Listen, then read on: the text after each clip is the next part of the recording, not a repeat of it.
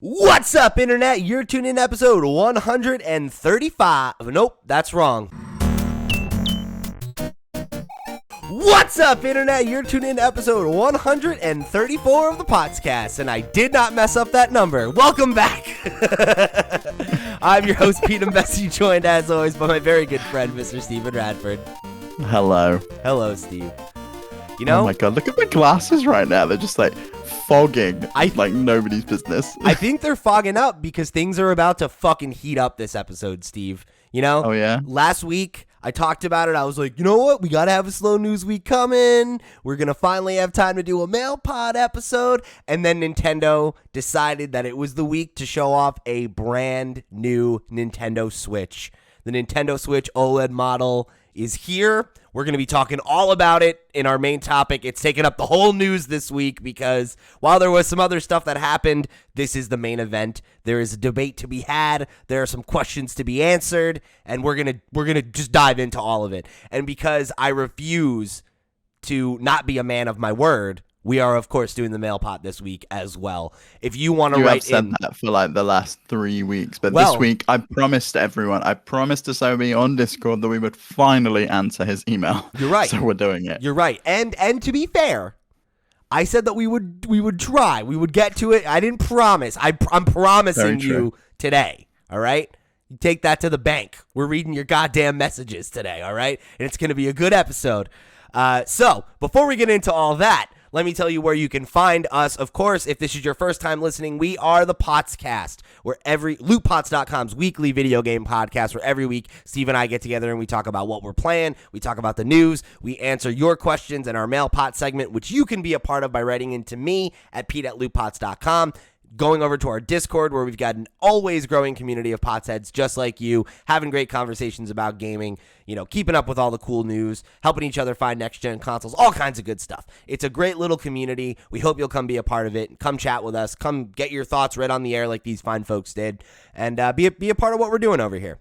If you want to get some more content from us, you can head over to twitch.tv/LootPots, where every Thursday, Steve and I are getting together and streaming some primo video game footage for you. Last week, I was streaming some Sea of Thieves with a bunch of the community members, and it was a great time. We ended up getting raided near the end of the stream by my buddy Wizard Physics. Thank you so much for the raid. It was a great time. We had fun, and, you know, we only killed Dan at the very end. We burned the ship down with him locked in the brig. That's what we did the last time, but then I ended up being in the brig somehow, because when I got mermaided back to the ship, and I just spawned next to Danny, and I was stuck, and I couldn't get out, and the ship was burning around me, and it was horrendous. Yeah, that'll happen. And I don't feel like I did anything wrong. I think I was a really, really good crewmate. No, I think you followed all my instructions. You did your best. You just, you know, not everybody's gonna survive. It's tough out there. Pirate's life is not easy. Yeah. Speaking of a pirate's life, we didn't check out that new Pirates of the Caribbean stuff, but they've added a bunch to the map, and they added something that made me genuinely uncomfortable. They added these... Is it a spider? No, but they're pretty bad. They added this enemy type called sirens, and they're just like these very creepy looking mermaids, and like... They look weird, but the whole game is cartoony, so like nothing's really that creepy. But what happens is, and I learned this because there was a point where Dan shot me with a firebomb, and I like fell off the boat, and he jumped in the water, and we started sword fighting each other under the water. And if you stay under the water long enough now, if you stay above the water, the little thing that brings you back to the boat will still come. But if you stay under the water, these sirens come, and there's this horrifying music that starts playing, and you just hear them like, oh, like making these weird noises, and then they just swarm around you and annihilate you. It's fucked up, and it genuinely creeped me out. Like, I even thinking about it, I'm like, ugh, spooky. Such a like nice, like cute, you know, bright, cartoony game, and then these creepy fucking sirens they added. I don't know, man. I don't like that at all. That's like a base game thing. It's not part of the Pirates of the Caribbean thing. Yeah, so the Pirates of the Caribbean thing is like a story that you can play through, whereas like they just added a bunch of elements to the main map that are like brought over from that expansion. That's really cool. Yeah. They do a good job with nurturing this game. Yeah, It's just like got a like a very quietly has become like a big thing for Microsoft, I think. Yeah, yeah. I think like the more they've built into it and the more people realize like how much fun there is to be had, it's like a perfect game for, playing with a couple of friends, streaming, like it's just a good time, and like it's easy to just get in and play, and not really like feel like you need to be working towards some major objective, It's just like, oh, let's get some loot, buy some new stuff, keep playing, But anyway, let's jump into what we're playing. Indeed. What have you been playing this week? Well, I finished a little game called Ratchet and Clank Rift Apart. I loved it, loved the ending. I will say this: my theory about where the story goes from here is correct, I think. Okay, so you think there are sequels then? I believe that there's definitely a clear roadmap for what a sequel would be. Yeah. Okay. Which they weren't going to leave it, were they? I mean, they've built this whole engine. You might as well use it, at least for a smaller game like Miles Morales, if you're not going to go with the full-size Ratchet and Clank sequel. My hope is that we get a 0.5 game that's like about Rivet and like is it maybe like a shorter game where like you just play her and like maybe it's like about her backstory, maybe it's filling the gaps between this game and the second game, whatever. But I would definitely do that. I would be 100% down for a little bite-sized version of this experience. But yeah, I'm very eager to see what they want to do with a sequel, because I feel like this game, just like from a systems level, it just feels so good. It's such a nice like loop, like the combat is so fun. It's so easy and fluid to move around the map, and like you always feel like you're in total control even when the battles get super chaotic, which is I think really the fun of Ratchet and Clank, is like that there's an enemy in every single direction and you've got to do some crowd control and that kind of stuff. It's really just rewarding. And it's definitely a game I want to go back and play again. I started a New Game Plus run because I'd really like to go through and like get all of the collectibles that I missed and like get the platinum 100% it, because I'm pretty close. Like there really isn't too much that I didn't do in my first playthrough.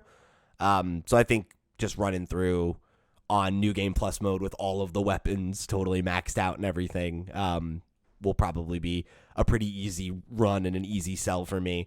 But for right now, I'm back on my Mass Effect grind. I jumped back on Mass Effect 2. I got to one of the major story beats last night, where basically there's this mission that is mandatory at a certain point in the story, where it's like, hey, like this thing's happening. We need you to go deal with this. And at the end of it, you basically have the ability to be like, okay, do I want to go finish the game? Like I could go do the last mission.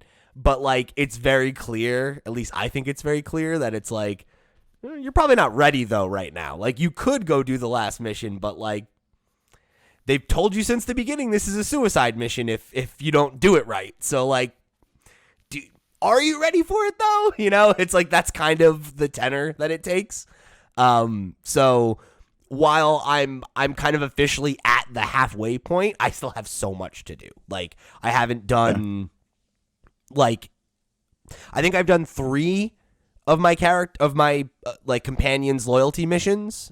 So like I have to do the rest of them. There are 3 or 4 members of my crew I haven't even recruited yet. Like I'm still doing stuff. I got plenty of time to kill before I'm ready to go take on the collectors.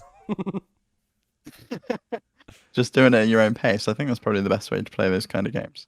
Yeah. Yeah, you want to just do your own thing, like I can see some like benefit in just blasting through the story. If you're only there for the main kind of story, I guess that makes sense. But I think you probably lose some of what Mass Effect seemingly was all about, which was, getting those relationships, building them up, so you can kind of move on and see how the story changes and adapts depending on who you side with.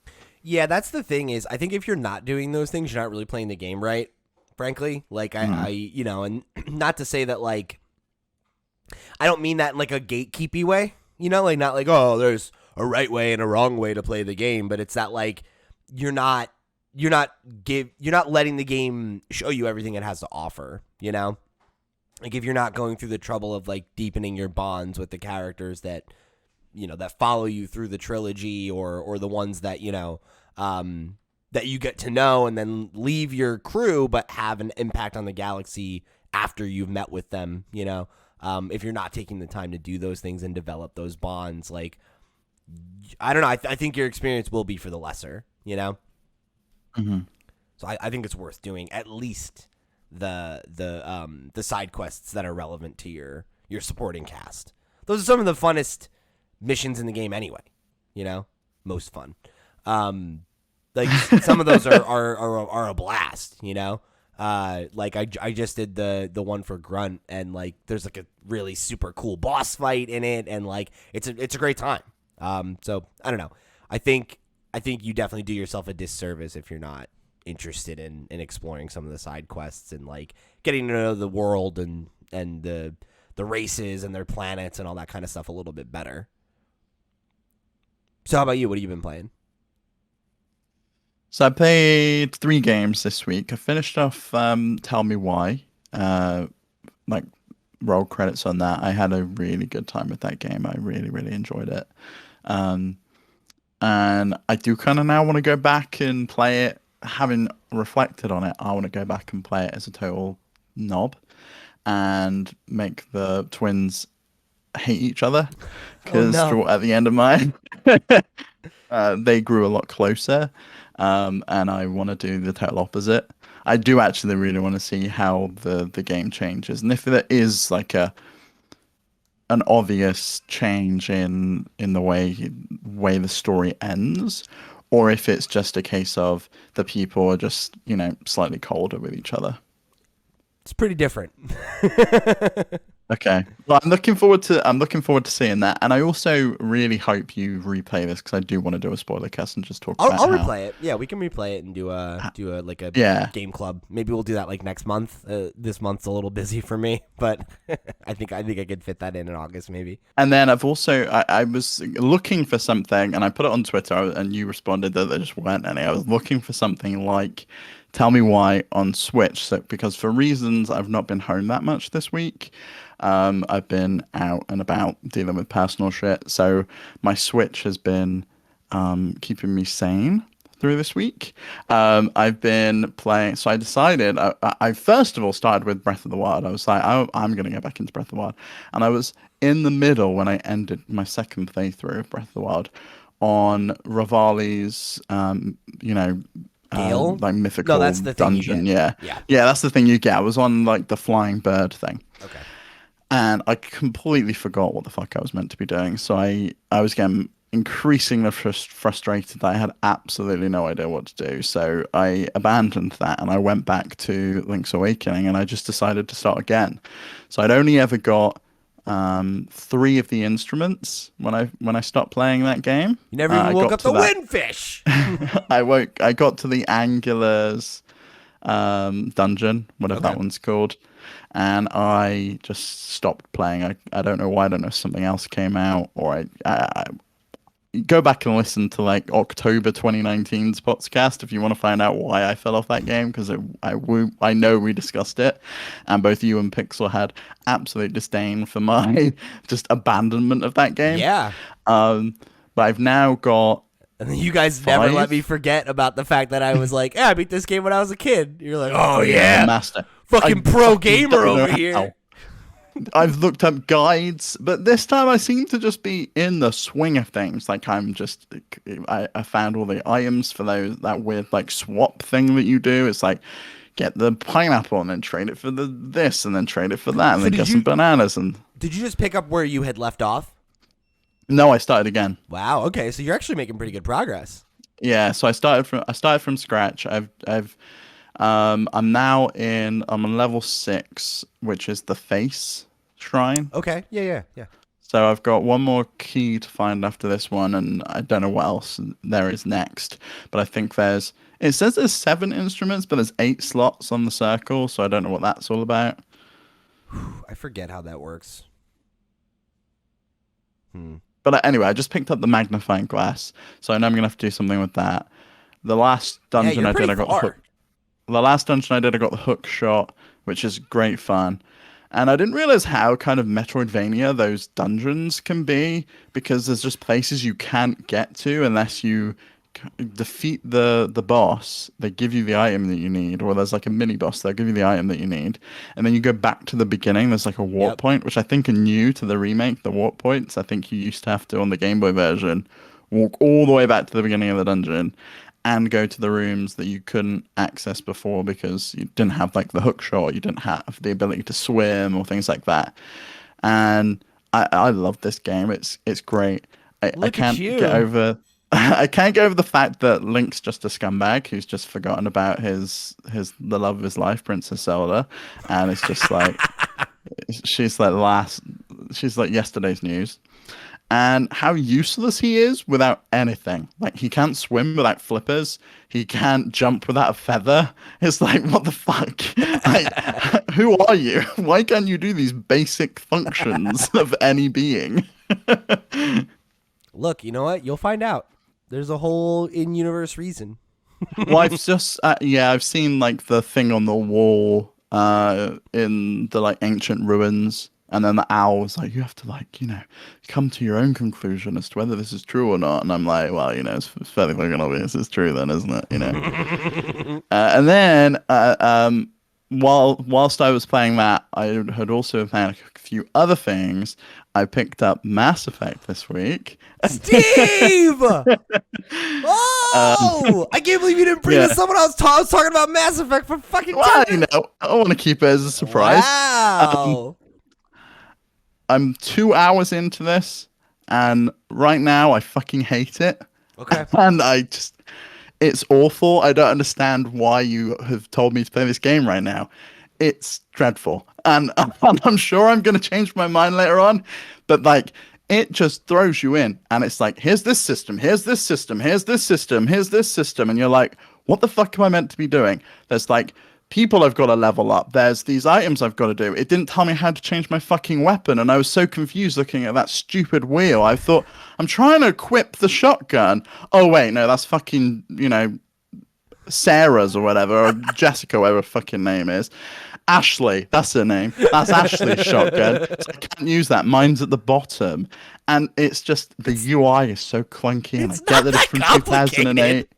It literally says the characters. It's like, oh, here's a picture of their fucking face and the gun that they use. Yeah, like, I'm in the middle of a battle and I'm like, I don't want to use this fucking pistol. Why does it equip me a pistol? And then I click the bumper to like change it, and the alternative it automatically equips you with is a fucking sniper rifle. Yeah, that's useful. I really want that. There's no like, every other shooter, every other console shooter on the planet ever made, you press the trigger, it auto aims at the next person. Why doesn't it do that? Why is that not here? And I get this probably in Mass Effect 2, but it's not in Mass Effect 1. And it just makes it so cumbersome to do any of the fighting. You shoot them and they're like bullet sponges.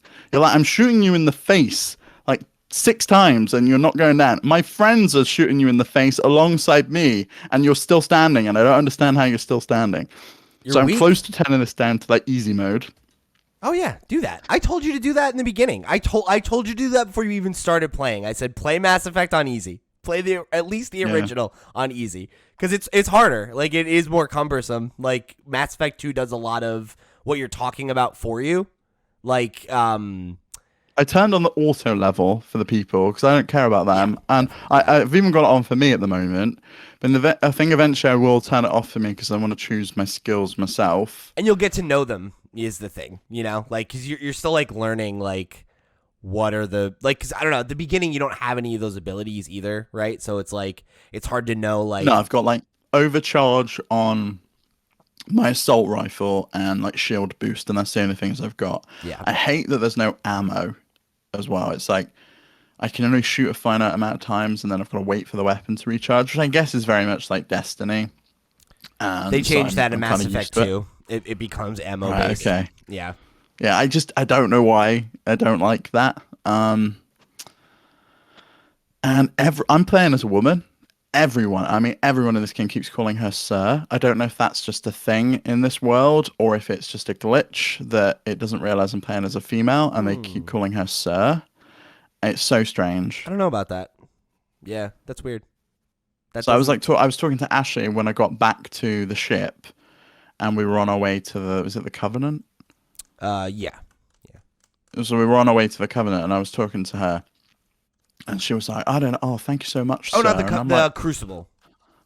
No, no. Crucible. That's later. That's what it's called in Destiny. That's later. No, what am I thinking of? Anyway, I'm going to the council, and I went to go speak to them. So I got okay. I'm thinking you're thinking of something else. You're talking about the space station, the Citadel. Yeah, the Citadel. That's it. So I went there. I got lost there. The little mini map's fucking useless. Like, it shows you nothing other than some dots. Like, there's no context as to like which level I'm on or anything. It's so funny because like literally every single thing that you're like, this is exactly what I went through the first time I played the game. Like the first hour or two. And I said this to you like when we talked about it, like I don't think that it does the rest of the game's service because like the opening hour is very like you're on rails, it's very like go here, meet these people, shoot some guys, go over here, learn about this, learn some proper nouns, and then when you're on the Citadel is really the last part of the game that is like as focused as that because you have to there are 2 other crew members you'll meet there, and then you get your ship, and they send you off, and it's like, okay, go do your mission. And then at that point, you kind of have free reign to do whatever you want. And at that point, you'll also start to have some abilities, so fighting will be easier. But that would be nice. It's so funny because you would not have been able to get through the original version of Mass Effect, I think. Because what if they change? The leveling is twice as fast in this game. There are I think it's 32 skill points in this. There were like 64 in the original. So oh my god! I remember when I played it the first time, it wasn't until I was on the second major mission of 3 before I was like, okay, I actually have powers that I can use now. Like, I'm not. That's fucking awful. I don't understand. At the moment, it just feels so clunky. I wish they'd have, if they changed a bunch of Mass Effect 2, I wish they'd have like backported it to Mass Effect 1 when they were doing these remasters. Like, you couldn't have some of it. You couldn't have without, like, they did do some of that. Like, the cover's a little bit snappier. There's like definitely things in it that they. Oh, the cover feels clunky at times, and I wish I could jump over the fucking thing as well. It's like. Oh, how? You press A twice, it tells you that. I've never been told that. And it just shows you, like, that's the other thing. It just shows you go somewhere and it's like, pause, wall of text, read this before you can, like, and it's like, I'm not taking this in. It's not like a modern tutorial where it would be like, press pause. And then when you're on the pause screen, it would show you where to go.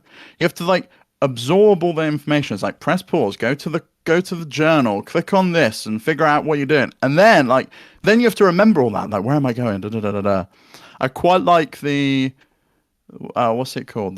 Is it the Codex? Yeah. Where you go in and you get all the lore. That's quite cool. And there's like that guy that's like reading that. It's like, these people, the Gether, blah, blah, blah. Something I am so obsessed with in BioWare games from this era is like a good Codex. Like I love how much writing there is in these universes of just like, hey, like if you're a huge fucking dork and you're interested, we wrote the entire history of this world. Like, here you go. Yeah. Which is interesting that like Destiny, there was that story that Destiny's hiring like a Destiny historian. So they're finally doing what Mass Effect was doing in 2008. And I feel like most games now. Oh shit. Well, I feel like most games now leave that up to the community. It's like, here's all the information. You can fuck off and write the wiki yourselves because we really can't be bothered to do it. Because it's like, I don't know, it speaks to I think like a kind of like disrespect that seems pretty pervasive in games design of writers and of like the craft of writing and story. Obviously, like, you know, story is not the most important thing in most games. It's fine. It is the most important thing in BioWare games, or at least in these BioWare games of this era. Mm-hmm. And kind of changed in Anthem and probably Mass Effect Andromeda. I think playing this though just makes me want a modern version of this game. It like, definitely. I wish, like I said, like two weeks ago, I wish it had the Blue Point treatment. I really wish that they had like gone in and was just like, right, this minimap fucking sucks, so let's replace that with something that's actually usable, and let's have like waypoints. Because I got down to in the Citadel, I got down to that place, and I didn't realize I had to like use the like railway system to go to the tower. It wasn't obvious that that's the thing that I was meant to be using. You don't have to do that though. There is a way. Don't I? No, you can walk around anywhere, but like the railway system makes everything way easier. Right. Yeah. Because I'm confused. Because I went and spoke to the blue lady. I don't know her name. But she looked like she was in the Blue Man group, and you speak to her and she's just like, oh, hi, Commander, such and such is upstairs to the right waiting for you. So I went upstairs to the right and to go and see them. And it was the fucking room I was in and there was nobody in there. And I'm like, why are you sending me back to the room you went the wrong way. From? I know, and I keep going the wrong way. Oh, and the other thing I really wish there was a setting for, the field of view. It's like, it's so narrow compared to every other modern third-person game I've played. You gotta stop bringing that up, though. That's been your criticism of everything. Is like, oh, in modern games, it's like, yeah, it's like fucking 16 years old, dude. Like, I get that, but I'm playing it as a game I bought in 2021, and I can understand that in the context, like, fair enough, it's an old game, but I'm looking at it and reviewing it as if it was a game that was released in 2021, because it is a game that was released in 2021, and I think on PC there's a setting for field of view. I wish on at least the newer consoles, PS5, Series X, Series S, there was like an option to like just increase that a little bit, get a little bit more real estate on screen. Because I feel like my person, and I also don't know if there's a setting to change the shoulder I'm looking over as well. I think there is. Because I know I can do, because I couldn't figure that out. Like, because I'm used to like pressing in the right stick and third-person games, and it'll like change the shoulder. Yeah. Because I've struggled sometimes when I'm like looking over cover and things to shoot someone. I think there is a way to do I'm that, getting in the way. I can't remember. I don't ever really do that, but I'm pretty sure there is a way you can do that. I mean, I should probably look at the tiny piece of paper that comes with the game with the controls. We'll teach you everything. Yeah, there's like, oh no, it doesn't even give me Mass Effect 1 controls. Did they change? Oh, it does. They've changed the controls in all 3 games? Yeah. They iterate on it every game. Okay. Like, I think that 3 definitely has like the best gameplay. Like, it feels the best. Just because it definitely learns every time. But they also change a lot of the key features. Like, there are like things in, like, there's like the bombs that you can throw in Mass Effect 1. Like, those aren't a thing in 2 or 3. Oh yeah, you throw them and then you have to press X again to like blow them up, right? They're activated. Yeah, you can like. Yeah. They're at your discretion. I haven't mastered those yet. Every time I throw them, they go too far, and I press X, and it's like, oh, that's totally missed them. So I've given up with those. I'm just going at them with an assault rifle most of the time.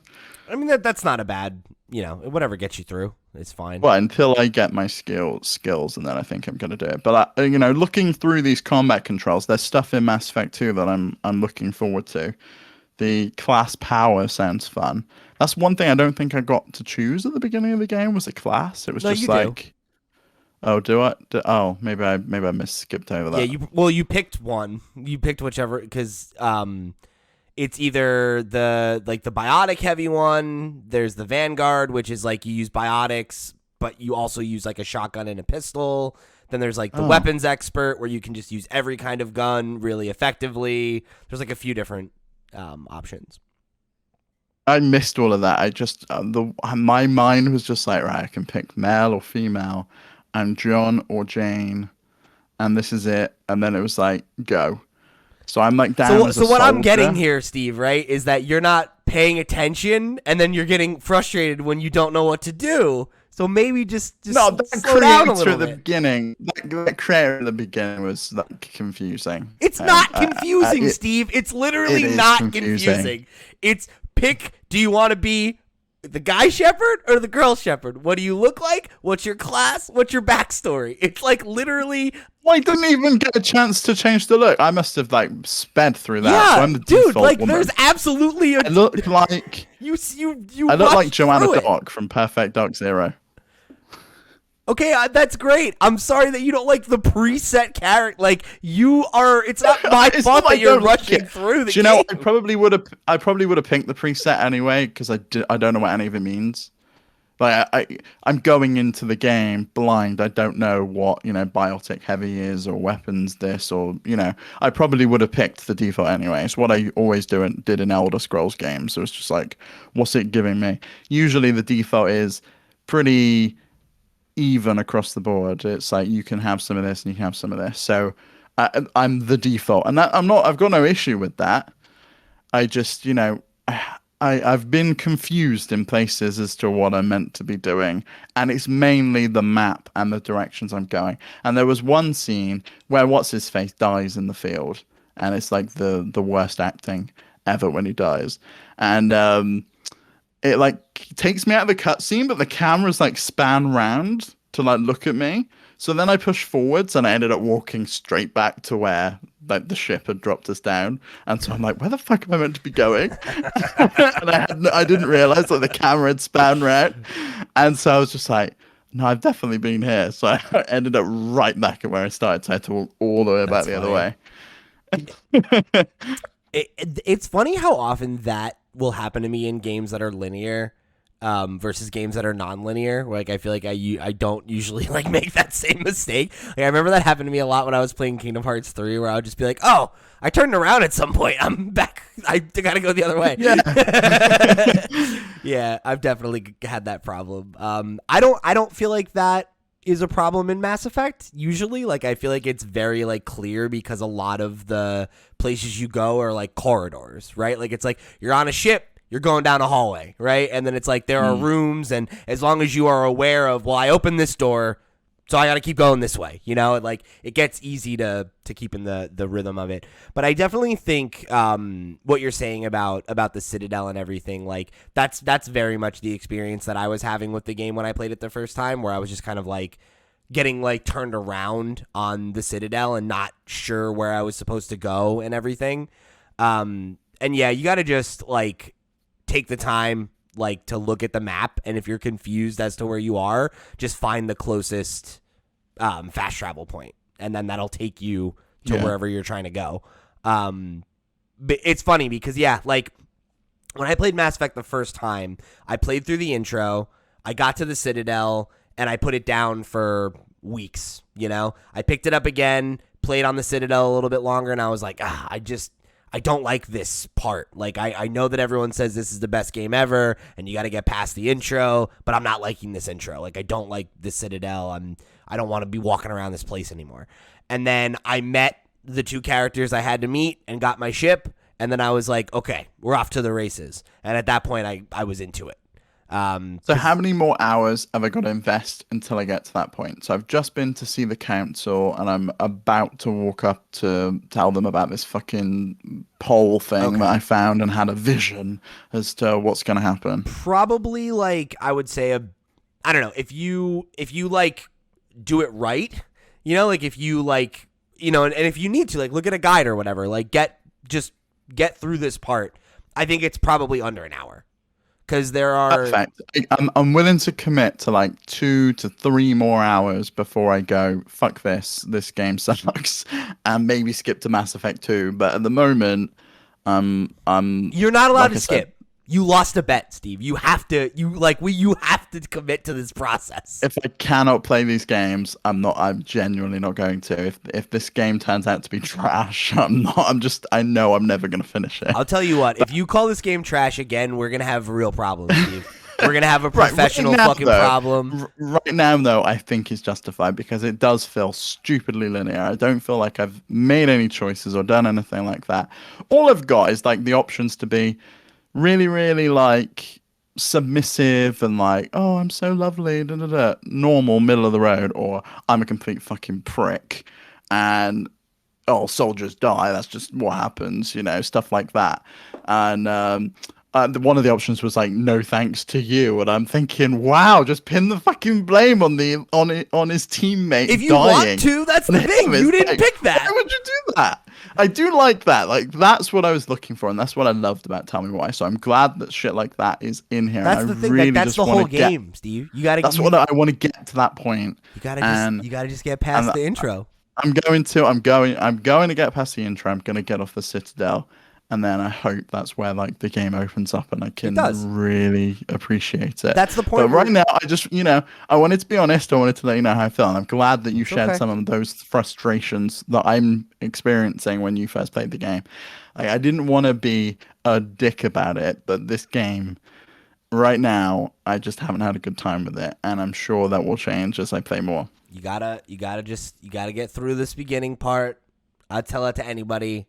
The beginning of the first game's not good, and the first game's the worst game in the trilogy. Like that is like that's just facts as far as I'm concerned, right? Like 2 has a much better rhythm. It learned a lot from I think what they do in the first game, but I think it's like I definitely think you want to push through and get through this point and get to the part where, the game starts building on itself, because there are characters and beats in the first game that, like, I don't think you want to miss.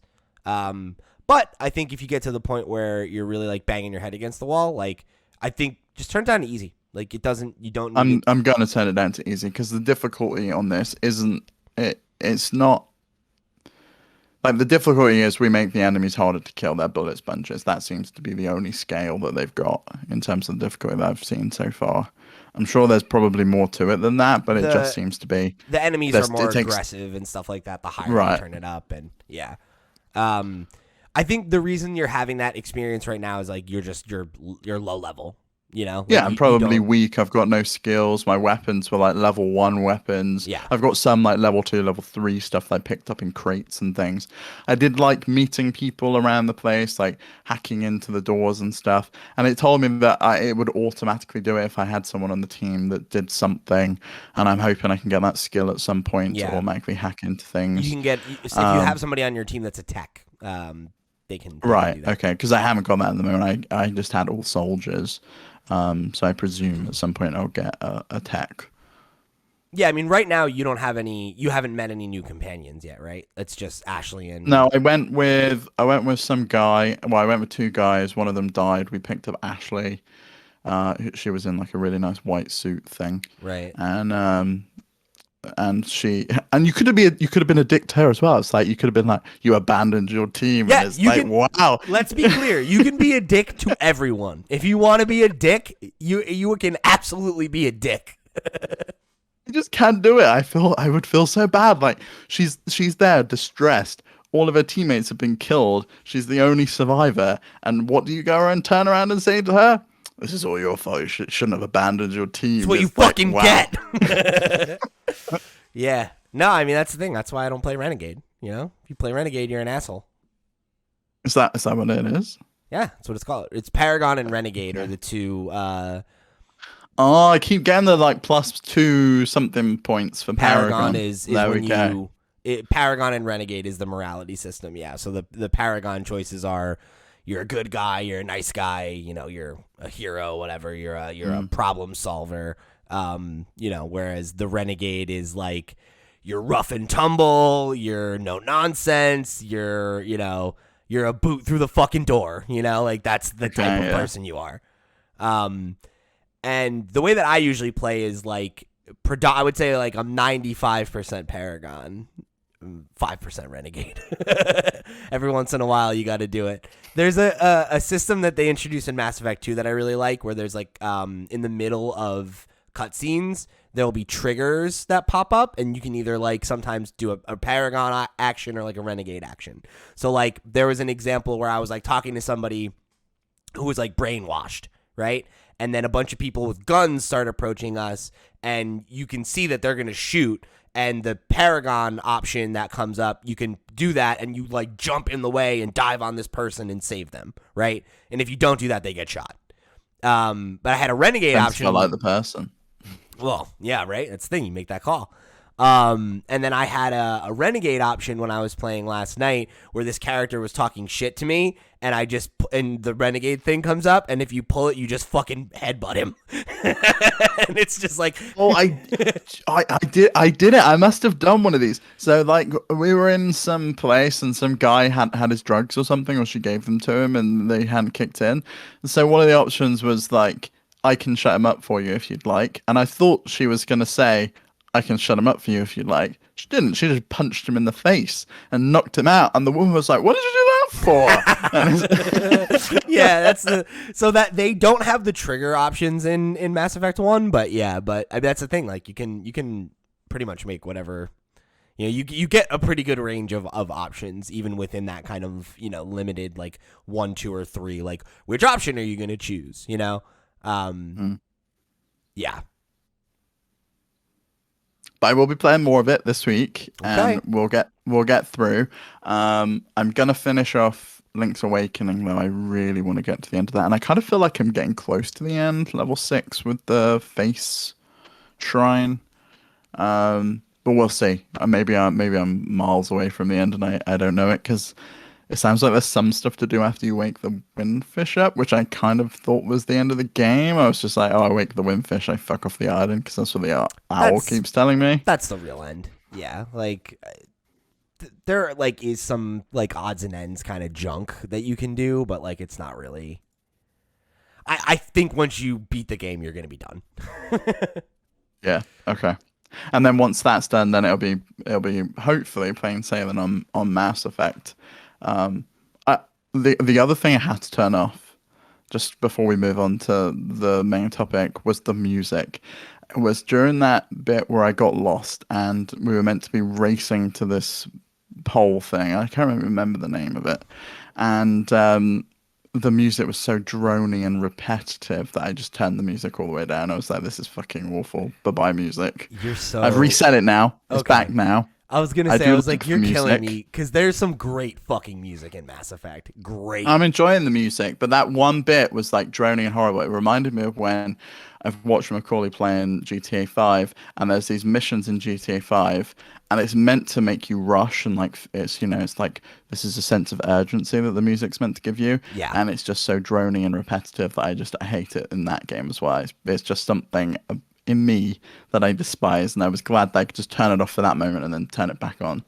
So I did that, and the music otherwise has been great. It's got that real sci-fi feel. Yeah, it does have a real like sci-fi feel about it. Yeah, and like there's like a lot of like big, heavy, deep synths, and like it's like very like fat and chunky. I love some of the music in Mass Effect. Like some of it definitely is very like little like beep boopy, like it gets very like in that space. So like if you're not into like atmospheric synth music, I could understand needing a break from it at times, but yeah, I think that the music is really good, and it does a good job of like when it should be upfront, it's upfront. Like there are some really like cool dynamic themes in Mass Effect, but a lot of it is just like atmospheric, and like exists to like set up the vibe, Well, anyway, we'll talk more about it next week. Definitely. Big week for me. You're playing 2 of my favorite games. Yeah. I remember Link's Awakening was one of your favorites when I was playing it, and I thought you were going to be happy about that. And then, Mass Effect arrived, and I thought Pete's going to be really, really happy about that. Yeah, I mean, it was like I didn't even like have a chance to react to the fact that I was excited that you were playing Link's Awakening, because you almost immediately were like, let me just say every nasty thing I can about Mass Effect. I'm sorry. I really didn't want to dunk on one of your favorite games, but this first 2 hours has been a slog. And that's fine. Slog. I understand. The beginning is a slog. It feels like you have an axe to grind a little bit, Steve. So I hope you keep an open mind. That's all I'm saying. I've definitely got an open mind. I like this kind of game, and it's the first time I've played like a a game like this, which feels like I'm recruiting an RPG party in a sci-fi setting. Well, I guess that's not true. I guess the Outer Worlds is a little bit like that, but that obviously builds a lot on this. That's why I liked Outer Worlds. I was like, oh, it's like Diet Mass Effect. Yeah. Because, I mean, if you recall when we were talking about that game, like, I loved that game, but my big criticism was I was like, I wish that there was more dialogue. I wish there was more... Yeah, the choices mean nothing in that game, do they really? And you don't really get to know the characters that well, you know? Whereas, like, you know, I've mentioned this to you before. There's a character in the first game who is one of your crew members who ends up becoming very important in the world of Mass Effect in 2 and 3, but isn't in your crew anymore. And like when I was playing over the weekend, I got to the point where I got to go meet up with that character, right? And like the first time you see that character, he like, you know, gives you this big hug, and he's like, oh, like my friend, like it's so good to see you, blah blah blah. And like I'm such a sucker for like the depth of the relationships that they allow you to have in these games. The fact that like you really feel like you get to know the characters on a deeper level, and that like because you know, were kind to them or you know, learned about them and learned to figure out who they were and what's important to them or whatever, that you end up having a deeper relationship and a deeper bond and stuff like that, and that it'll carry through, you know, not like just in Tell Me Why, where it's like, oh, cool, like I made these two characters closer and that affects the end of the game. That's great. Mm-hmm. I love that Mass Effect. It's like, oh, this guy was my best friend, so now I have a leg up in this social situation where I would have been treated like an outsider, right? Like things like that. Okay. You know? I like that. And presumably if you were to tell Knob to him in the first game, he's not going to give you that hug. He's probably just going to, you know, be really cold and be like, what the fuck do you want? Yep. Yeah. And if you play your card super wrong, he's dead. Oh, shit. Okay. And something totally different happens. So, yeah, that's, you know, that's the stuff that that I think that you'll appreciate, you know? And I think like some of the trappings of it being an old game are stuff that like you've just got to give yourself enough rope. You know, if you give yourself enough rope to get past this intro, to learn the rhythm of the systems a little bit, I think you'll find yourself having an easier time with the gameplay stuff, and you can focus on the story stuff, which is the stuff that, you know, is really important. Yeah, I figured that was going to be the case. Like I said, I'm going to give it a good like 6 hours to hopefully try and get into it all. And do me a favor, if you hit a wall, if you have just message me. Like, I would rather you just ask me, and I'll be like, oh, this is a simple thing. Do this. And then you'll know, and you won't sit there being like, this fucking game isn't telling me what I'm supposed to do. But I didn't want to like ask you everything up front and have like a false impression of what the game is like, you know, because you're looking at it with rose tinted glasses that you love this game, and you know what comes after this recognize it has flaws though. Like that's the thing is like I know that I have there is like some level of rose colored glasses for this game because I love it, but like I'm telling you, like, I had a bad time with it when I started it, you know, like I had to fight through that. And I did that because I was a Dragon Age fan and I wanted to become a Mass Effect fan. So I'm hoping that you can use this is like Pete knows how good this gets and where it goes. Like, just get through the part that you're frustrated with right now. Because I fully believe that this is the worst and most frustrating part of the game, and that after you get off the Citadel, it gets a lot better. It gets a lot easier to get in a rhythm with it, and like you get to start making decisions about where you're going and what you're doing, which gives you more agency, and you're not like, okay, where am I fucking going? Like, I gotta go to this nightclub now. Where the fuck is it? Like, you know, like it's I get it, you know. I think, you know, just give it a little rope to hang itself. Yeah, I'm going to. We'll talk about it. We'll talk about it next week because then we'll probably have a lot more to say. Sure. All right, so let's jump into the news 50 minutes into the show. So Nintendo has announced a brand new Switch model, the Switch OLED model, and big surprise. It was news on the internet from Nintendo, so people are mad. Yeah, just dropped on Twitter again. Well, it was actually just dropped on YouTube, and then they tweeted out about 5 minutes later. It was so bizarre that we got no kind of presentation about it. I mean, it's not that crazy though, right? I mean, when you think about it, that's basically what they did with the Switch Lite. It was kind of like, there was a rumor about it, and then a video dropped on Twitter on like a Tuesday, and it was like, all right, It's out, check it out. So, I mean, I guess, where do you want to start with this? Do you want to go through the details? Do we want to talk about our initial? Yeah, we should. We should probably talk about the details and what our impressions are. So I think everyone knows by now that the main thing that's changed on this is the screen. It's a 7-inch OLED screen compared to the 6.2-inch LCD. And the kickstand, I think, is the other big improvement alongside the audio. Yeah, it's a wider, full back kickstand rather than the shitty little flimsy kickstand that you have on the OG Switch. If you've ever seen a Microsoft Surface tablet, it's very much like that. It's like the bottom half opens up and it's folds out. Yeah, it folds out. Actually, it's got a good amount of angle on it. I've got if you're watching on YouTube, I've got a tablet right here. It's like that, where the whole thing comes out and supports the back folds of out. Yeah, which is great. And then huge upgrade there. Really, really big upgrade. And then the new dock, which is now in white and a lot more curvy, which would match very much up with the PlayStation 5. You're damn right it's curvy. This thing is hot, all right? I'll fucking pay $300 for this white dock. Are you kidding me? You don't even need to. You can buy the dock separately, and it includes works with the existing Switch. So if that's all you want, it's the fancy new dock with the LAN port, then get that. Comes built in with the LAN port. You love to see that.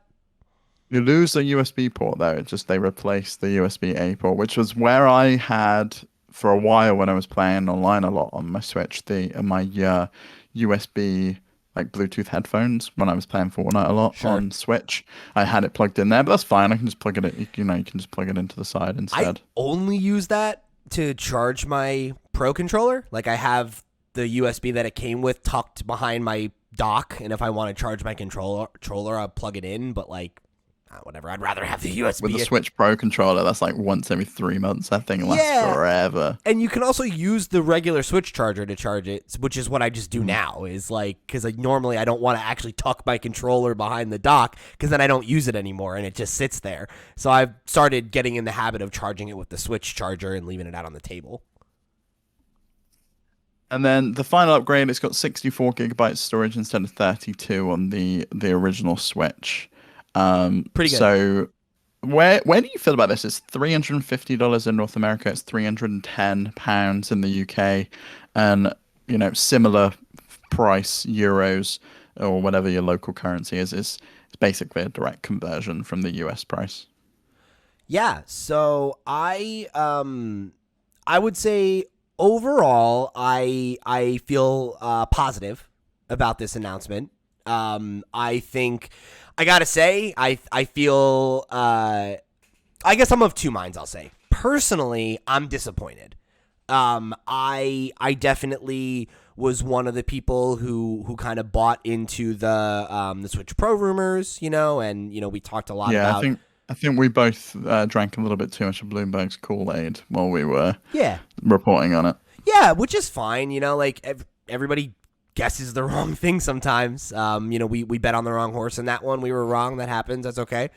I think for me, Takashi Machizuki's reporting in the past has been spot on with this stuff. So, I'm of the opinion that where there's smoke, there's fire on that one. So I would say that either the upgraded plans that had been in place maybe either changed because of the pandemic or because of the chip shortage. You could see that. The pandemic and the chip shortage kind of go hand in hand, don't they? It's very difficult for anyone to make chips. You've seen that just trying to buy an NVIDIA GPU. Nobody can get their hands on one. It's like they announce these GPUs and then they just seemingly never go on sale anywhere. Right. Because they just can't make them. Yep. And not to mention there are other, there are a lot of new pieces of consumer tech that are competing for some of these sought after parts. So there's a lot of factors at play that could be behind that decision. But there's also the chance that what he heard was something that's coming later and that this was coming before it. And, I think that's where I kind of land with it. I kind of feel like this makes perfect sense as a parallel to like a DS Lite. It's, the same console essentially in a slightly different shell with a nicer screen, which is exactly what the DS Lite was. And then they've upgraded the dock to kind of fit in, I think, personally looking at it a lot with the PlayStation 5, it's like, oh, this really does fit into the same aesthetic. It's black and white, it's curvy. I've seen a lot of that. Sandwich. I don't know. Sure, but I feel like the idea that they did this because of that, I think is like, I don't quite agree. Like, they're similar, but it's not like that similar. I don't think it's, but I just think that's kind of where the design ethos is in 2021. It's more what I'm trying to say. It's like, it's that curvy look that people are going for, unless you're Xbox and then you just got a black box. But I'm happy to see that they're selling the dock separately. It's the first time in the UK you've been able to buy the dock separately. Oh my god, I forgot about that. If people want a second dock for their Switch, you can officially buy one now, and it comes with a LAN port built in. I'm happy about it. I'm very disappointed though that they never addressed the Joy-Con problem. These are the same Joy-Cons that have been causing problems for everyone since launch, and like you said, I'm disappointed. I personally was hoping for a Switch Pro. I don't think I'm going to bother upgrading just because since the pandemic, I've been playing very little handheld on my Switch because I don't work in an office anymore. I work from home. And as gorgeous as OLED screens are, everyone's got one on their phone. They are a superior technology to these LCDs that the Switch had in.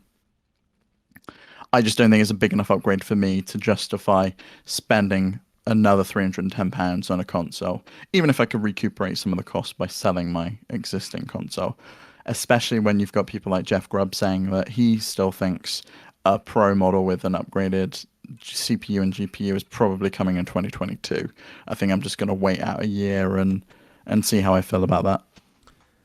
Yeah, so I guess to wind back and answer your initial question in terms of how I feel about this announcement, I am disappointed. I definitely wanted that Switch Pro. I wanted a bit of a increase in performance and power, particularly before Breath of the Wild 2. I feel like the original game struggled to run on that hardware in handheld mode at the very least. Actually, I guess it was sometimes worse in dock mode depending on where you were on the map. Dock mode is worse for a lot of games, and like we have Bowser's Fury that only runs 30 frames a second docked versus 60 handheld, and like I've been playing Link's Awakening that runs at 30 frames a second, but there's noticeable slowdown in every area, presumably because of that tilt effect that they've got, and the blur on the side of the screen and everything. Yeah, so I mean, it's like I think it's clear that the Switch would benefit from an increase in power. Those are definitely things that I think part of the reason we bought in so much on that rumor is because we wanted it to be true, and I think a lot of people feel that way. So that's my personal feelings on it in terms of what it means for me as a consumer. I am on the fence about buying it. I think that I'm in a weird spot because when I look at the point you're making right now, like I generally agree in terms of I don't know that this is enough to warrant an upgrade for me. However, I am still using a base, like a launch Switch, right? And I pretty much exclusively play my Switch in handheld mode. There are maybe 3 games that I've played docked at any significant capacity that weren't, multiplayer games that are meant to be played in the dock, So like aside from the odd game of Smash or whatever, or like when we're streaming, like if I'm playing by myself, I'm usually playing handheld mode. So the idea of this Switch that has double the battery life and this better screen and all those are things that I would actively benefit from. So it does have me kind of considering it. But in terms of like the overall announcement, I don't really feel like you can make the case that this isn't a good move. And I feel like all the people who are complaining about it, to me, reek of the exact same kind of thing that we were kind of, critiquing when the Switch Lite was announced, right? Where there was a huge contingency of people who were like, Nintendo's so dumb. Why are they announcing this? Who is this for? No one's going to buy this. This is just an inferior version of the Switch. And guess what? It's a bestseller, right? It's sold fantastically well. It is, as we said at the time, the perfect console for a child. It's the perfect second unit for a family. It's this, it's that, it's this, it's that, right? You look at this Switch, it's the same argument. If you're somebody who didn't buy a Switch at launch and you haven't bought one yet and you've been on the fence and you've been waiting for the price drop or the remodel or what have you, and you finally bite this holiday, you're going to go for the Switch OLED version, right? Why wouldn't you go for this slightly better version that's $50 more? Most people are going to make that choice. And I think if you aren't that person, and maybe we start to see, maybe not like from Nintendo a price drop, but like retailer sales on the base Switch, we've actually already seen that in the UK. It's gone down at least £20 at a couple of retailers this week I've seen. There you go. Because I think the name in OLED model in the parentheses, I think definitely suggests that this is a replacement eventually for the original Switch, at least in my eyes. I agree. They're going to phase out that old Switch, and it makes sense for them too, because this is $50 more, and then every Switch they sell from then on, they get $50 more in their pocket. But I actually do think that $50 is a really good deal. You not only get the better screen, but you get double the internal storage. Which is, you pay that on, you pay for that anyway. Yeah, exactly. So I feel like you were buying a Switch, you're probably going to get at least a 32 gigabyte memory card to go with it, to store some games. That's costing you maybe $15, $20 anyway. You don't have to buy that now because you've got the internal storage boost. And you made the point about the LAN adapter. That costs $30. Mm-hmm. So if you're someone that wants to plug into the LAN port, you've got that included as well. So I actually do think it's a really compelling price point. However, I can see why some people are a little bit disappointed that it's not the Switch Pro. I've also seen some people, and I made the comparison myself, talking privately amongst some people, is that compared to other consoles on the market, specifically the Xbox Series S, this does start to look a little bit expensive for 2016 tech, because the Series S costs $250, and this is $100 more for technology that essentially is not changed since 2016. It's $300, isn't it? It might be $300, but it's £250. Sorry. So you're looking at spending £60 more in the UK. Sorry, to get 2016 tech versus brand new tech. But I also get that this is a very unique piece of hardware. It's a handheld console at heart that docks to become a home console. I think that's the thing for me, is that, like, yes, I don't know. I guess to me, this comparison makes the Xbox Series S look like a better deal, not make this look like a worse deal. Yeah, the Xbox Series S, I think, looks like an incredible deal, especially when you chuck a $10 Game Pass subscription onto the thing, and you've got a console that can play the top-notch 2021 games. That said, though, for $250. The Xbox Series S price point is incredibly misleading. I think it's deceptive. And I think it's a good business move for Microsoft, but I actually kind of am surprised that there isn't more critique around it, because, like, I think it's incredibly disingenuous to say that console costs $300. Because if you buy that console, the internal storage on it is barely enough to have 2 games. Especially if one of those games is Call of Duty Warzone, which is like one of the most popular free-to-play games that the ideal casual consumer who wants to buy this console would pick up anyway. They need to buy expanded memory like day one anyway, and it is going to balloon that cost. At least the option is there. Well, yeah, but I'm just saying, like, and if you're paying for Game Pass, that's $120 that year that you also spent on games. So, like, yeah, but look at Switch. You've got to spend $60 for a single game on Switch. You've got to buy an SD card to get some, like, not on this one. But you did originally. Like, if I want to install LA Noire, which has a 6 gigabyte download or something, or a ton of other games require online downloads, Doom Eternal, for example. I had to buy expandable storage because you run out stupidly quick. Yep, and they didn't even have DLC, a cloud solution at first. No, there was no cloud solution or anything like that. So I do think that maybe when you add on like the Game Pass subscription and the external drive and all of that stuff that you need to get, then maybe it does get up to a similar price point as this new Switch. It's more expensive. I do still think it's a great deal. And for people who don't necessarily want to play handheld, I would say, I think the biggest draw to Nintendo is Nintendo's games.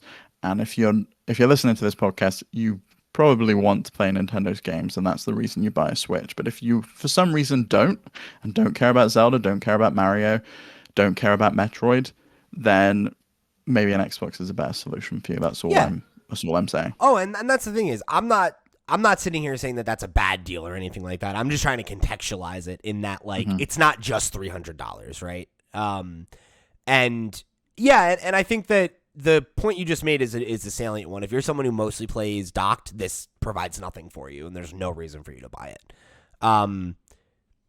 So, I'm hoping that the rumors of a Switch Pro model that, does have a little bit more power under the hood, that is, something that docked players can benefit from is on the way.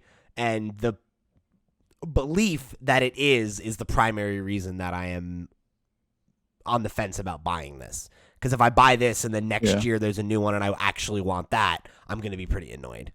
Well, someone made a great point in comparison back to that DS Lite, that they announced the DS Lite and then 6 months later the DSi came out.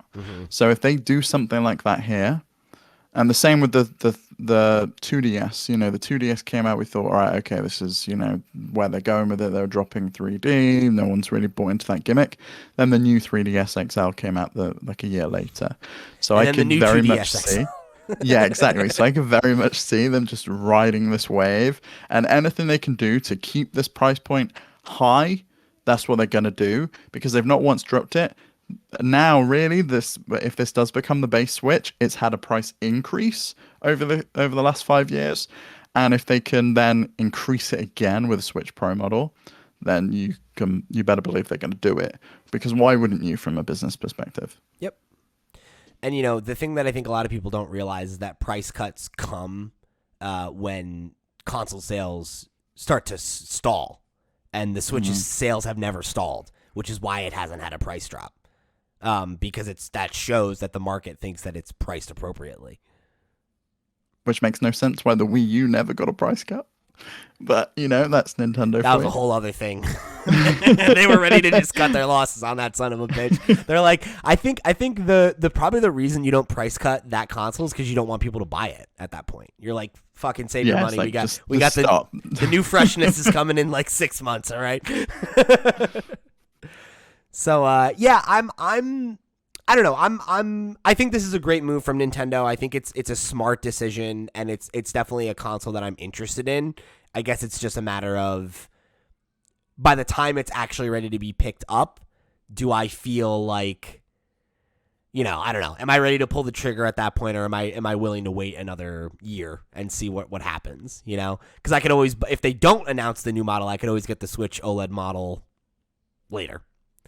So I don't know. Yeah, but then you are really risking like, oh, is this going to be like super close at that point? I know. I don't know. I don't know what to do. I might get it for myself just so I can talk about it. We'll see. I really, really do want the OLED screen. It's just that justification of, I don't need it. Like I said, I play mainly docked. It would be nice, but yeah, I'll let other people take the hit like you. Thanks, buddy. You're welcome. All right, so I'm sure we'll have more to talk about on the Switch OLED as it gets closer to me being able to spend a ridiculous amount of money on something I don't need. But before that, we got plenty of questions in our MailPod segment, and I promised you that we would get to them. So guess what? We're getting to them this week. I don't care if it's a long show. I'm answering every one of these questions. So let's dive right into it. This first one comes from Olaf, one of our Discord members, who wrote in and said, "What boards do you hope are the final two ones in Mario Party Superstar?" So what are the two boards we hope for that will be added to Mario Party Superstar? Because I guess we've already seen what? 3 of them? We've seen Peaches, Birthday Cake, and Spaceland. We've only seen 2. Okay. And I think they've said there's 4. Okay. So what do you think? Maybe there's 3. No, I think there's 3 more, actually. I think there's 5 boards. I don't know which ones they're going to pick, but we haven't seen one from Mario Party 3 yet, and I kind of would like to see Waluigi's Island come out from that one. That's a good one. That one's got quite a lot of room on the board and like places you can like transport to and things like that. And then DK's Jungle Adventure, because we haven't seen any Donkey Kong representation in Mario Party for way too long. But I genuinely don't know about the third one. I mean, maybe that Bowser one from 2, the original Mario Party. Oh, I thought it was all 2 and 3. They said. No, it's isn't it all the Mario Kart, all the N64 ones? Because Peach's Birthday Cake is from the original Mario Party. It's just all the N64 games. Cool. All right, I wasn't sure. Unless they do ones from like GameCube or another generation. No, they said it was just N64. You're definitely right about that. I thought it was just Mario Party 2 and 3, but it might just be the whole trilogy. So, and you said that they've already confirmed Peach's Birthday Cake and then Spaceland, right? Yes. So I think for me, I really love Horrorland. That was always one of my favorites. Western Land is really good too. So you're a big Mario Party 2 fan then? Mario Party 2 is my favorite. Yeah. I like Mario Party 3 a lot, but 2 was always my favorite. If we were going to go with ones from 3, I mean, Waluigi's Island is a good one. I like the Deep Bloober Sea as well. I always thought that was a fun one. Any of those, really. I mean, in reality, Olaf, what I'd really like to see is all of the boards. I would love for them to have like DLC. An It's All Here thing, you know, like they did with Smash Bros. Yep, yeah, and like I'll pay for it even. I'll buy extra boards, give me all the mini games as DLC. That's fine. I'd be happy to. I think that's probably what they're going to do now, right? It's like now buy the GameCube pack and buy the DS pack and buy some more boards from the N64. I hope so. I think that would be brilliant. Like if they gave me a N64 Part 2 pack and it was the rest of the content from the N64 games, and then here's GameCube Pack 1, GameCube Pack 2. Like that would be great. I would be over the moon for that. I think that would be the ideal Mario Party game. And then we had another question from Olaf who said, from the off-topic board, let's say you could travel to the U.S. anytime soon. What are some beautiful places there? So I guess this is more for me saying, like, what places in the United States should you visit? So I have not seen the American Northwest, but I have been blessed to go to most other places in the country, at least to some passing level. I think for all the things you can say about my country that are negative, of which there are many, there is a lot of really natural beauty in the nation, and because it's so big, there's a lot of variety. So in terms of like what are some beautiful places, like I mean, standing on the edge of the Grand Canyon is one of the most memorable experiences I've ever had. It really, really makes you feel small, but in the world is big and beautiful kind of way, not in a I'm insignificant kind of way. That was my feeling anyway. Driving through the Painted Desert in Arizona is gorgeous, beautiful, beautiful landscape. It was unlike anything I'd ever seen growing up in the Northeast. Such a different vibe, you know, like you're so used to these big trees everywhere and less sky, and it's like totally open sky and these incredible colors. It's beautiful. You know, aside from that, we've got like Yosemite National Park, where that's the moon of Endor. So if you want to see giant like 1,000-year-old trees, it's incredible. You know, yeah, there's so much here that's I think beautiful to see from a natural perspective. And then from the non-natural perspective, I mean, I think we have some really great cities that are worth visiting. I think obviously New York City is probably the most famous for a lot of reasons. I definitely think you'd want to stop in New York and see it, you know, breathe it in. I think similarly, Los Angeles and San Francisco are both really cool cities to visit. You know, I love Philadelphia, greatest city in the fucking country. Yeah, lots of great places. If you are planning a trip to the U.S., any of our international listeners, and you'd like if you'd really like me to give you some suggestions, I can do that. Depending on where you're planning on traveling and based on where I've been and everything, I can certainly advise you on places to go in the American Southwest. Because I did it, and there's some really cool shit to see and some great food to eat. Ooh, one last place I'll call out is New Orleans. Is one of my favorite cities in the country. It's beautiful, filled with music, filled with great cuisine. And if you're European, the architecture will probably not be as cool to you because it's based on European architecture. Oh, is it similar? Right. Yeah, very inspired by there's like a lot of the French like hanging gardens and stuff like that. Like it looks super different here compared to everything else, but might be a little bit more familiar if you've been to France. All right, so this next one comes from One Up Mango, who wrote in and said, "What's a game genre you've been interested to try out but haven't gotten around to playing a game of that genre?" It's tough. Like I've thought about this, and I kind of feel like I've played a little bit of everything. Me too. Yeah. In my time, I don't know if I've ever played a MOBA though, and I know we've spoken about that before. Like. Maybe I should just get into League of Legends and just go for it. Steve, oh my God, that's dangerous. If you get into League of Legends, I'll do it, man. Like I'll get back. I'll inject that shit right back into my veins. And then the other thing I was thinking was like MMOs. Like I've never got into one. I've tried some, so this doesn't really count to answer the question, but like I've never had the time to invest in one. So I would love to just have so much free time that I can really immerse myself in an MMO. Yeah, that's the thing is like I think the parameters of this question I feel like kind of time me out because like I've tried all of them, like I think I've tried every genre that I have an interest in, right? Because the question is that you're interested to try, not that like what genres have you not tried? But even that, I don't really know that there's an answer. Like I think I've tried every kind of game under the sun to some degree, and I found something to like in almost every genre. MMOs are really the only one that I've never been into an MMO. Like I played World of Warcraft and Metroidvanias. That's true. I also don't really love Metroidvanias.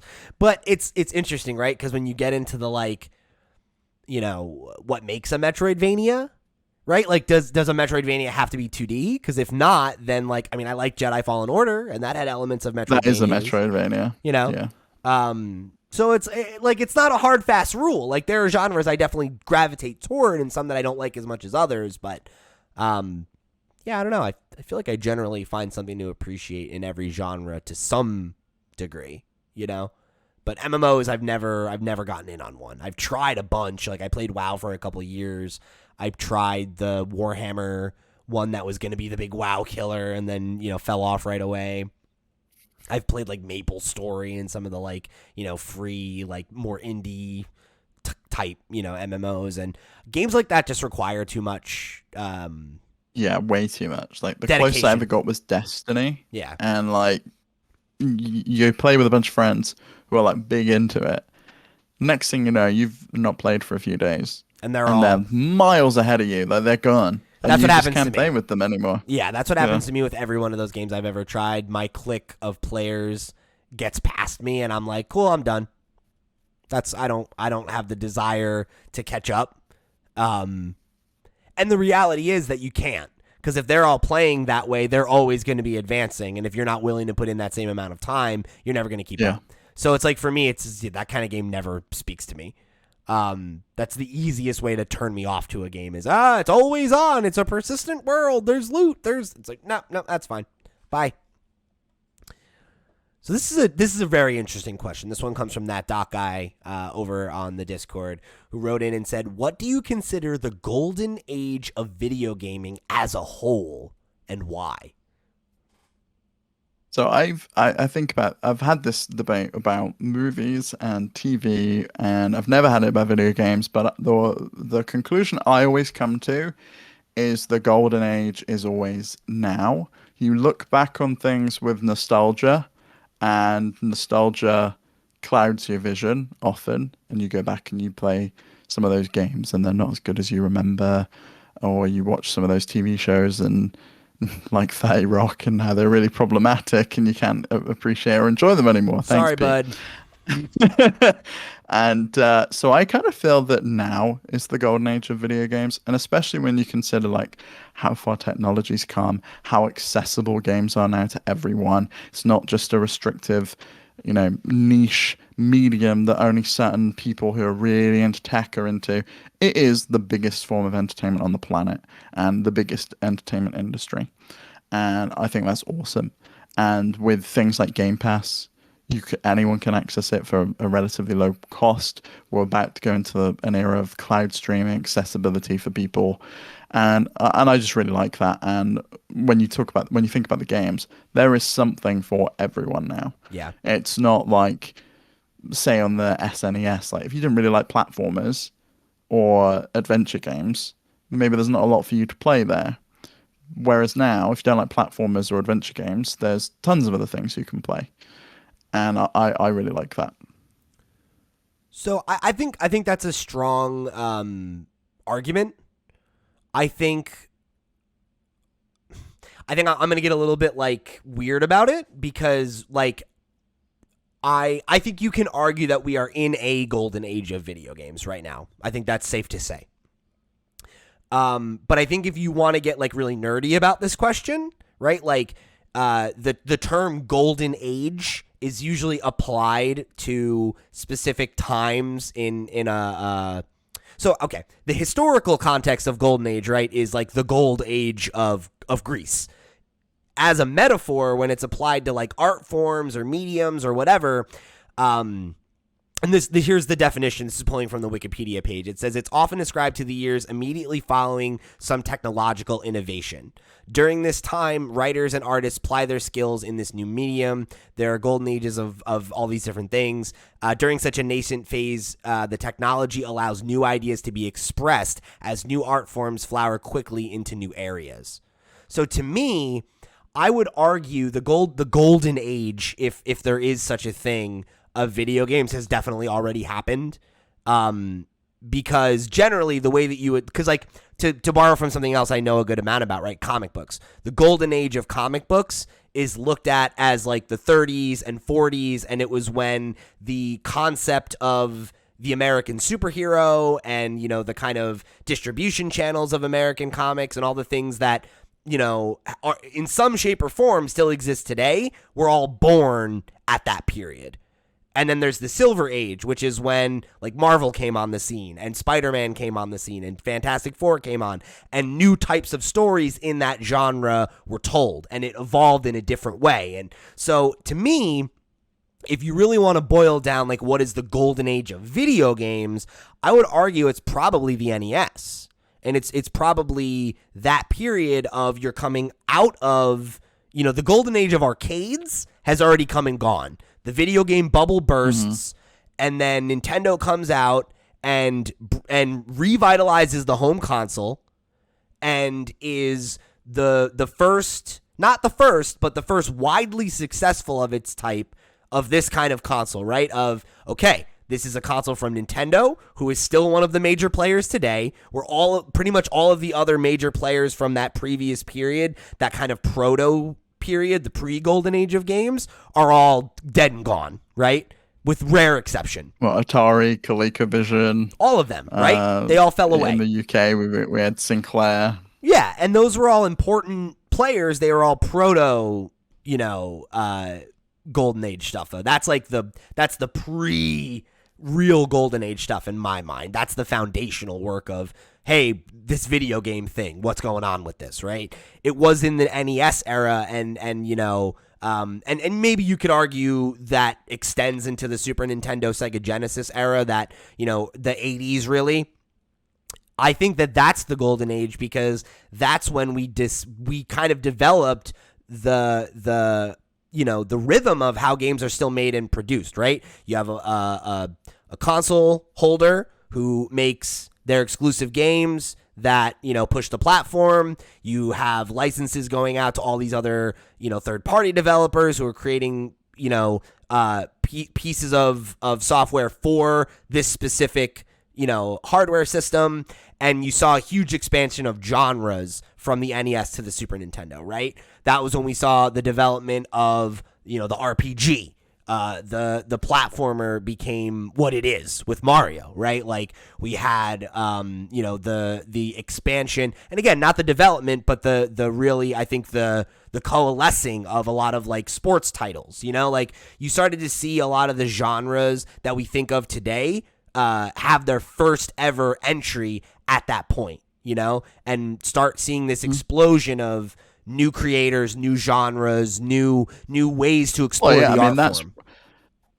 When you think about two of the genres today, they just reference games from the NES era. Metroidvania and roguelike are just ways to explain games that are similar to Metroid, Castlevania, and Rogue, and we never came up with a better word for those games. So I guess that makes sense. I do also think we probably had a second golden age in the Xbox 360 era when indie games and indie development became way more accessible by publishing on the Xbox Arcade and publishing on Steam and being able to make those games yourself. That technology got opened up to more and more people. It was more and more accessible. You didn't need to have these licensing agreements and things like that the big publishers had. So I think we had another one there. Yeah, or you could argue that that's the having Silver another Age. One now. Right? That like that's the Silver Age and maybe this is the Bronze Age then, and that like it is that we're, the Golden Age is always the Golden Age, right? And I think people say a Golden Age to mean that's a great time right now. It absolutely is. But I think if we want to get into it and kind of break it down in that way, I think you're totally right. That was another huge explosion of new genres, new, price points, new delivery systems, all those things totally revolutionized the way people bought and played games. And it led to a huge era of artistic exploration that we're still kind of feeling right now. You could argue that that's still going on, Yeah, definitely. Yeah. All right. Great question. Great question, though. That was a really good question. Love that question, Doc. Okay, so let's close things out with just a whopping email. The patented 3-question formula returns from one Mr. Asobi, one of the longest long-time listeners of the show. So Asobi writes in and says, "Pots heads assemble. Hey there, Pete and Steve. Here are my apparently patented 3 questions for this week." I love it. Number 1, what is your dream game? With that, I don't mean a sequel to a game or something that already exists, but instead, if you could choose a developer and tell them a new original game that you would want them to make, what would it be? What genre would it be? What main features would it have? Etc. Mine would probably be something in line with an open world sandbox from GTA, but overly and kind of stupidly realistic. For example, if you let a phone tower explode in that game, the affected area, including you, would have no service on their phones and can't make calls to start a mission, for example. In general, it would be a city sandbox where whatever you are trying to do, the world would react like it would in real life. And I think that would be my dream game, just because I'd never get bored of the dumb stuff I could try out in a realistic game sandbox like that. It's a really cool game. I like the sound of that. That's what we spoke about before, I think, is those I can't remember what they're called, and it's referenced in Jason's book all the time. They're like immersive sims? Sim things. Immersive sims. We both like buy into those so much. It's why I love Hitman so much, is that it has stuff like that in, and I love the concept of I can take down the cell service. Watch Dogs was like that. You would hack the cell towers in the area and no one would be able to do things, so you can jam their phones. I love that concept. It's really cool. This question, though, I struggle with. It's the reason I'm not a game developer and a game designer. I've spoken about it so many times. I've realized over the times I enjoy playing games, but I'm not very good at making games. And it's why I never buy like Dreams or the Game Builder Garage, because I suck at making games and coming up with ideas. I have a loose idea. I would want to make a narrative-driven game because I find that those things are what I align with most. But then on the other hand, I like stuff like Animal Crossing and like sim games like that. So maybe it's a life sim with some narrative in. Other than that, I can't really say what I would do. While I'm answering, fix your camera again. It's doing that thing. I think for me, it's like, if we're going to just describe it in kind of broad strokes like this, it's pretty easy for me to describe, I think, what my perfect game is. Because when I boil down, like, what are the games that I love the most and what are the things that I like the most in them, I like RPGs, right? But I don't like stupid deep RPGs. You know, like, there needs to be things that keep them from getting, like, spreadsheety, is the way that my friend Andy and I always describe that kind of RPG. I don't like that, you know. I want there to be deep strategy. So what you're saying is you're not a Dungeons and Dragons fan, and that T-shirt is really disingenuous.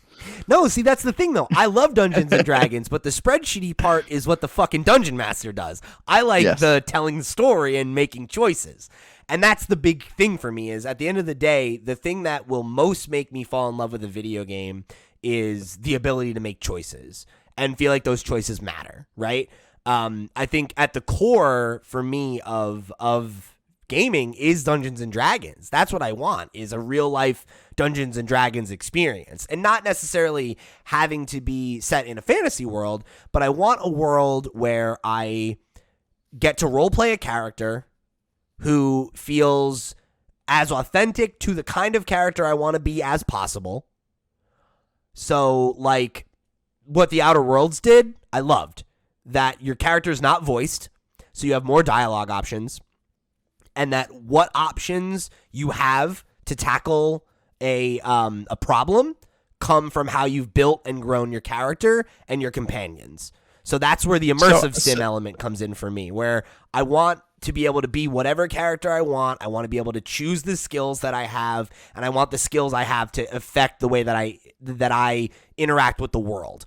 And I want to have different options based on who my friends are, how I treat them, how I build my skills, what I've learned, what I've experienced. All those things should influence the way I make decisions. And when I make decisions, they should have permanent ramifications.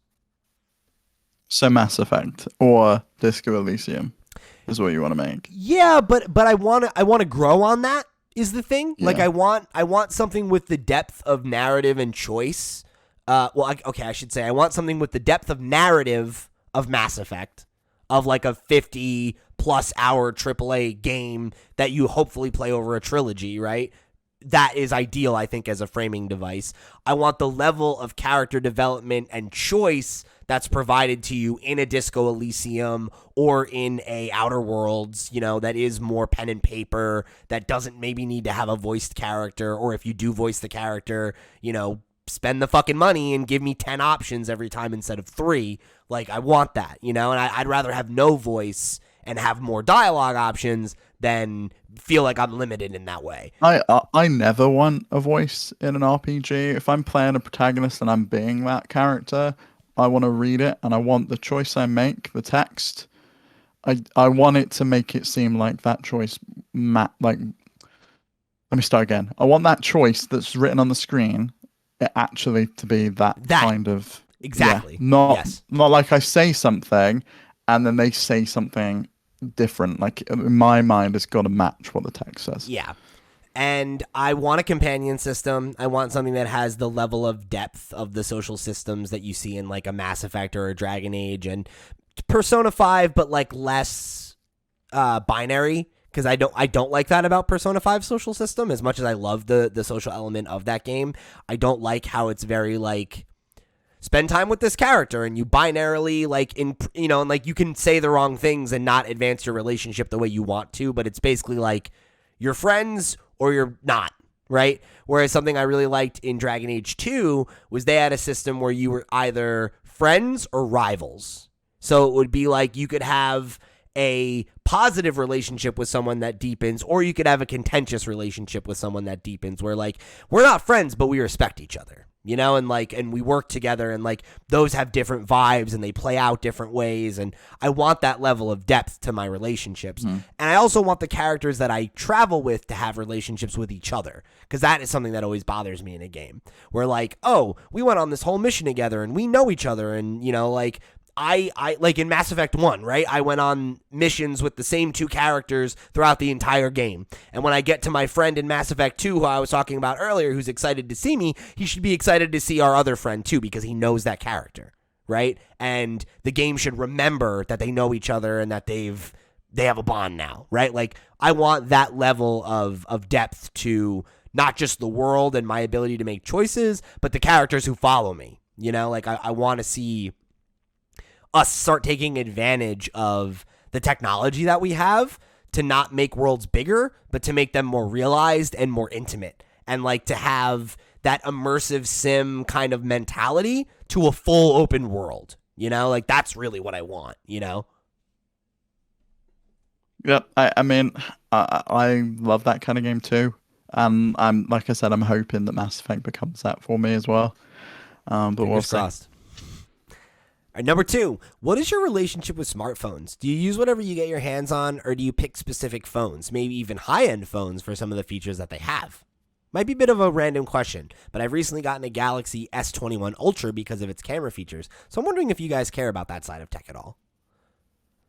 So I love technology. I love phones. I love photography. But I only ever use iPhones, and I will never ever change. So I have a very limited choice in what phones I can buy every year. There's usually 2 new ones, and most of the time I just wait. So I recently this year upgraded to an iPhone 12 from an iPhone 10.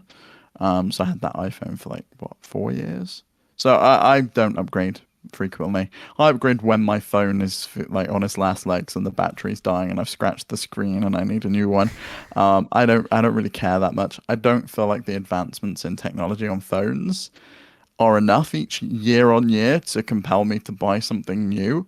And the change between iPhone to iPhone, it's never different. They are essentially just a metal and glass slab every year that they never look any different. When they changed from like the iPhone 6 to the iPhone 10 and they like went edge to edge with the notch in, then I was like, 100% I'm on that. If they do like a foldable phone next year, I'll probably buy that one because I really like the concept of that technology. But I don't get excited about like, this camera is slightly sharper than last year's camera, because if I'm serious and want to go take pictures, I'll take my Sony A7 with a bag of lenses and I'll go take some photos. Yeah, I would say I generally agree. I look at my smartphone as just a tool, and I use the tool until it basically like I've got a Pixel 3 right now, and it's been starting to kind of get a little buggy. It's been starting to slow down on me a little bit. So now I'm at the point where I'm like, okay, I'm thinking about a new phone for the first time since I bought it. You should think about an iPhone. That's what you should think about. No, if I get anything, I'm gonna get a Galaxy because they got bigger screens and they'll be better for my Xbox. Do you know? I have look at this. I have the normal size phone, and look how big it looks in my tiny little hand. Because you got little Trump hands. It doesn't fit. Yeah, I have tiny little Trump hands. So it's like I held Macaulay's big phone, and they've got a slightly bigger one, but they really want the like max one now. It's too big to fit in my hands. I was close to getting the mini. I feel like that's probably the right size for me. But I just want to go the real estate of the screen. It's nice. That's what I think. That's why I like foldables. You know, it's like fits in your hand. They have when you want to, you can like fold it open, and you've essentially got a tablet with you. I love that concept. I hope we can get to the point where that technology is affordable and reliable, because seemingly the screens just all break and are trash on those things at some point. There's like a big crease down the middle, and it's like I can't deal with that. It'll get there. All right, so last question. This one says, are there any games in your backlog that you really want to get around to but just haven't yet? Which ones? You guys can use this as a reason to start playing them now. So Link's Awakening was one. So I'm currently playing that, so I think that counts. There's also a bunch on Switch I fell off, like Fez I played for a couple of hours, fell off, never played it, never finished it.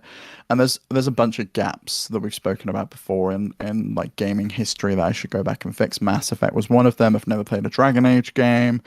I really think you should go and play like Hitman. I know it's not even in your backlog, but it's something that you should like play. And you were talking about like Dungeons and Dragons and that kind of stuff. You really need to go back and play some of the Infinity Engine games and experience like the original Baldur's Gate, because I want to play the new one. Play the new one, and you should also play Divinity Original Sin and Divinity Original Sin 2, because those are like modern day CRPGs, which very much are like Dungeons and Dragons without Dungeons and Dragons, and Larian are making the new Baldur's Gate, so get a taste of what it is before playing a buggy mess that Baldur's Gate 3 is at the moment. But yeah, there's nothing really in my backlog that I'm like, oh, I really wish I had time to play this, other than like what I'm playing at the moment. Yeah, that's kind of where I'm at. I guess one game that I would like to get around to but haven't is Days Gone. It's the Sony Bend PS4 game. Yeah, that you're never going to see a sequel to. Yeah. Yeah, I never got around to it because it kind of got that lukewarm reaction from critics, and I never took the plunge. And I'd like to. I own it, but just never got around to it. You know, one of these days. I think when I have a gap. I feel like 2020 was good for everyone to catch up on backlogs, because it felt like, other than Animal Crossing, there wasn't much that came out for me last year. So it was nice. I could jump on anything that I did want to play, and I didn't feel like, oh, I haven't had time to finish this before the next hot thing comes along. So I very much like finished what I started last year. And the same with you. I know you finished Persona 5, you finished Final Fantasy, you got through some big games, which usually Last of Us Part 2 and Ghost of Tsushima, and it was like a pretty busy year. I played a lot of games. Yeah. Whereas usually I think it would be like bam, bam, bam as a new game all the time. So it would be like, right, I've got to pause this, go on to the next one. And usually, I mean, at least for me, I like fall off the games. I guess one that did happen with me was BioShock. I've actually never played BioShock Infinite. I'm currently finished BioShock 1. I was working through BioShock 2 to get to BioShock Infinite. I've never played it. And having read about that development, I do really want to play that game, because I'm interested to see some of the stuff that's mentioned in Jason's book. I really want to replay it because, like, when I was young when I played it, and I don't know that I totally, like, understood some of the political context of like what was being explored. And like when I read critique on it now, I'm always like, like I don't remember that part of the plot that well, you know? So I don't know. You don't really take it in, do you? Like, unless you're like a really politically charged kid, which I don't think exists really. Yeah, I mean, you're probably not going to take it in. Yeah, I was naive about politics, you know, like I had this very like simplistic look at what politics were at that time. You know, I was like probably 18, 19 when that game came out, I think, you know, like So you didn't buy into the libertarian dream that was Rapture and going and escaping the country and then going underseas to start your own city and own world? I feel like that game really is like a ringing indictment of that. You know, it's like, don't do it. It won't work out. So Osobi wrapped up the email saying, also, I just want to say thanks for doing the PotsCast, and to everyone else in the LootPots community who's always active in the channel and has hour-long discussions about random topics like One Up Mango, Cronius, Snackago, and all the others. I really appreciate this whole community. Best, Osobi. Well, we appreciate you being a part of it, Osobi, and we appreciate everybody who tunes in and listens to the show, comes and has the conversations with us. We wouldn't be able to do it without you. So thank you so much for coming in, being a part of it, and rocking and rolling with us. So thanks for writing in, everybody. Remember, if you want to write in with your thoughts on this or, you know, any other episode of the show, you can hit me up at pete@lootpots.com. You can come join the Discord that Asobi just so nicely shouted out, and come join our PotsCast channel where you can submit questions for the show. Come be a part of it. Come connect with us. Come check out what we're doing. We're doing lots of fun stuff, and we'd love for you to come and be a part of it. All right, so what a show, Steve. We did it. It was a long one, but we did it. Really long. Are you glad we cut the rest of the news? Absolutely glad we cut the rest of the news. And, you know, I didn't realize how much you'd have to say, or how much I would have to say about Mass Effect, and that's on me. That was on you. Yeah. Because at first you were like, oh, maybe we don't talk about what we're playing this week. We'll save it for next week. That's why I wasn't going to talk about what we're playing this week, because I knew I was only coming with negativity towards Mass Effect. And I was like, you brought it up. Kept it. And like I was ready to get off it, and then you were like, "Oh, and this thing," and I was like, "All right, okay," you know. But it was a good one. Thanks everybody for joining us. We'll catch you next week for another episode of the PotsCast. Go follow us wherever you do the thing, and you know how to do the social media. We'll catch you next week, babies.